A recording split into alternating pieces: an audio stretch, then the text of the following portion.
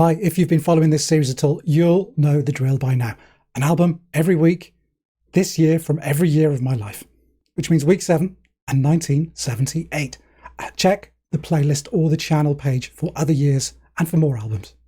And if this were like previous years, I'd be giving serious thought to some respectable albums, like Kate Bush's debut LP, The Kick Inside, or a kind of new wave pop crossover of Blondie's Parallel Lines, or something a little spicier, more abrasive, maybe like Pere Ubu's wonderful The Modern Dance, or The Stranglers' Black and White, my favourite of their earlier, more aggressive, punkier releases.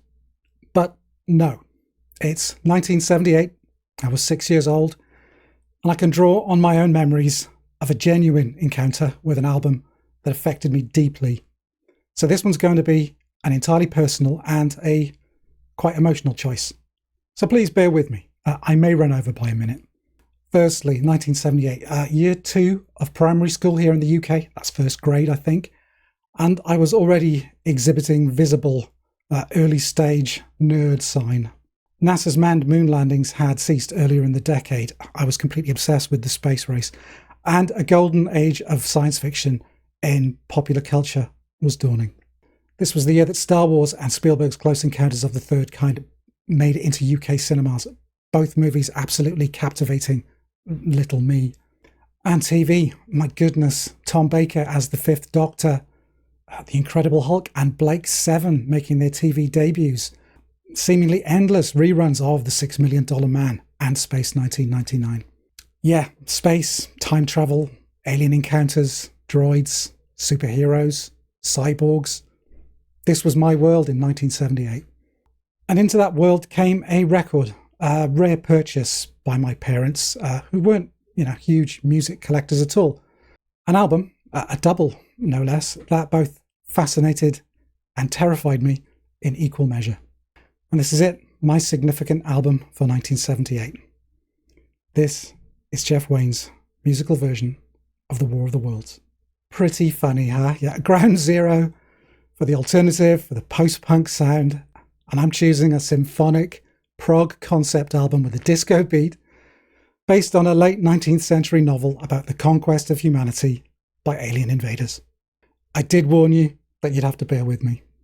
The album was the brainchild of Jeff Wayne, a musician, a composer, with a wealth of experience writing ad jingles and TV theme music and producing records for some pop performers of the day, most notably David Essex.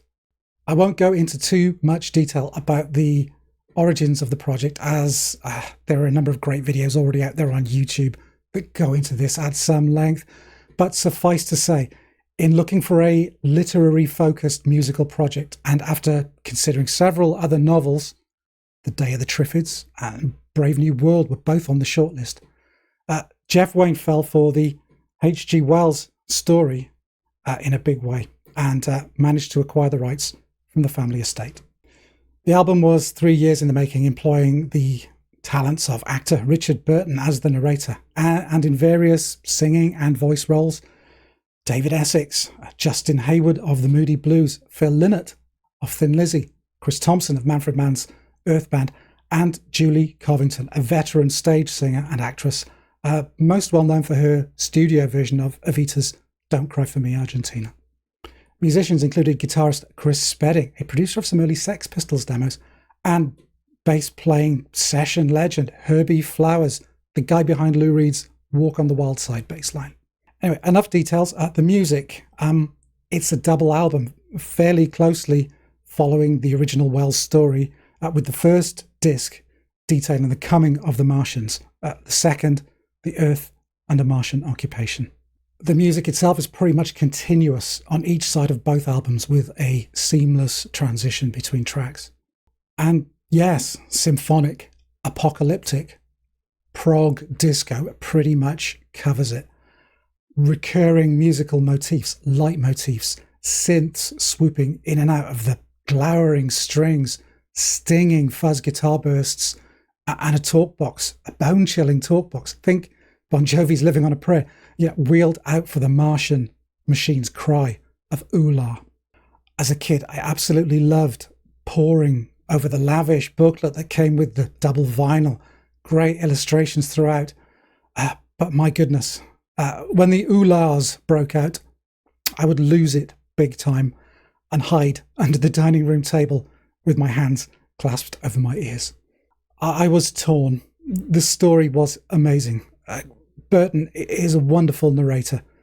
The music, huge, overwhelming, pompous, exciting, all-encompassing. But yes, it terrified me. The hairs on the back of my neck still stand to attention when I hear that war cry to this day. Listening back now as an adult, it's all about disc 1. It just doesn't let up. Disc 2 gets a little bogged down in the kind of musical theatre of it all, but it isn't without its highs. Phil Lynnett's Parson Nathaniel is great, and the Dead London section is very creepy. But David Essex, yeah, I can live with that. And this album sold by the bucket load at the time. It felt like everybody's parents had a copy. You could not escape it. And yes, at such an impressionable age, it stamped a huge mark on me. And that wasn't entirely down to the music itself. 1978 was also the year my granddad, my Grampy Jones, died of cancer at the age of only 56. I was his eldest grandchild at that time, and I have very faint, very distant, very warm memories of sitting proudly on his lap whilst he blew his cigarette smoke into my bubbles, and I popped them in fits of giggles. The War of the Worlds, when you break it down, is about colonialism, the subjugation of primitive people by vastly more advanced conquerors. A very Victorian conceit which people like H.G. Wells were openly questioning through their writing. But it underscores its point. It achieves its power through horror and through fear, the terror of destruction, of loss, of death. And I think maybe a little of that was what seeped through to me at the time. I didn't understand death, but I knew sadness and loss. I saw it in the faces of my family, my nan, my mam. The fear of death, I didn't get. I was only 6. I think War of the Worlds maybe brought death into my little world in a visceral and a scary, but ultimately a very safe way. And that's stayed with me ever since. As I grew older, I would flick through the books on my Grampy's old bookshelf and pick the odd one out to read for myself. My nan told me of some of them, that she remembered him enjoying them too. And the ones he loved were all the science fiction ones. And that was War of the Worlds, Jeff Wayne's musical version. Maybe a bit of an unexpected choice given the kind of music I normally talk about. I'd love to know what you think of it. Is it just kind of 70s prog cheese, or does it still have something? I can't tell anymore. Yeah, please comment below. I'd love to hear what your thoughts are. But that's it for this video. I've probably overrun a little. Thanks very much for watching if you've got this far. If you haven't already, then please give it a like or subscribe if you feel you'd like to watch more of these. But in the meantime, that's it.